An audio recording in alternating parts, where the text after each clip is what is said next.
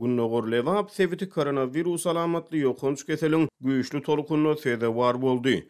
Sebit merkezi Türkmenabadda yeni bir hastahana koronavirus alamatly näsaglary kabul edip başlady. Karantina synak fara we etrawyna şäher hastahanasy täze näsaglary kabul edip ýetişip bilmeýär. Kislorod ýetmezçiligine nejir çekýär. Bular barada Azatlyk radiosynyň habarçysy maglumat berýär. Türkmen hökümeti ýurdun çägine hiç ýyly COVID-19 hadisasynyň hasaby alynmanyny öňe sürmäge dowam etdirýär. Ýöne ýurdun Günnogor welaýatyna täzeden güýçlenýän ýokunç kesel häkimetleriň öňe sürmelerini ýalana çykarýar. Azatlygyň habarçysyna görä Türkmenabadda öňden bäri koronavirus alamatly näsaglary kabul edýän hastahanalar bilen bir hatarda ýeni bir hastahana COVID-19 näsaglary üçin bölünip berildi. Bu Saglyk Goraýyş Edarasy Türkmenabadyň narkologiýa hastahanasynyň bir şahamçysy bolup, ol onkologiýa hastahanasynyň gawadyny täze bir mescidiň arka tarapynda ýerleşýär. Habarçymyz bu hastahananyň hem dessine näsagdan dolanyny habar berýär. Şeýle de onuň maglumatlaryna görä demir derwezeli 2 gatly hastahana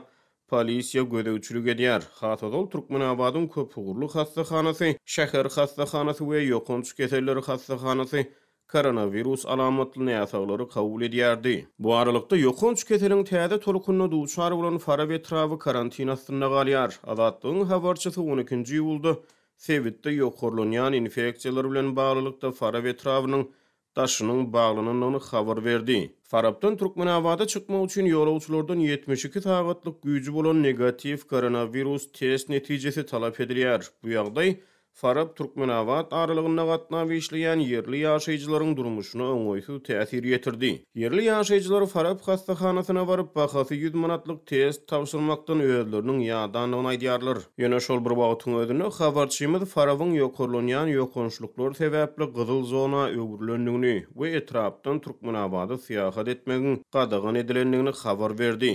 Siyahat qadagançylygy Farab Türkmenabad aralygynda gatnaýan taksi sürüjülerine şeýle-de Türkmenabadyň bazarlaryna gökbakça sowdasy bilen meşgullanýan Farab ýaşaýjylaryň durmuşyna yaramaz täsir etdi. Galyberse de habarçymyz Farab hastahanasyna koronavirus näsaglarynyň has köpelendigini, hastahananyň kislorod ýetmezçiligine nejir çekýändigini, hem-de etrap hastahanasynyň näsaglaryň güýçlenýän akymyna ýetişip bilmeýändigini habar berdi. Şeýle-de Farab hastahanalarına ýeti kislorod ýetmezçiligi sebäpli Türkmenabaddaky ätiýaç kislorod balonlary Faraby berilipdir. Azatlyga ma'lum bolan maglumatlary görä ýokunçlyklaryň täze tolukuny Farab gümrükhanasyna ýerleşýän karantin zolawyndan ujalýar. Bu aralykda lewap sebitine maska rejimine gödäwçilik güýçlendirildi. Sebitiň daşy baglanyny Farab şifahanasy wagtlaýyn ýapyldy. Türkmenistanyň döwlet ýeçiligindäki köpçüliklerin habar berişleri işçileri ýurdun Günnogor sebitlerine keselçiligin güýçlenýän täze tolukunu barada habar bermeýärler.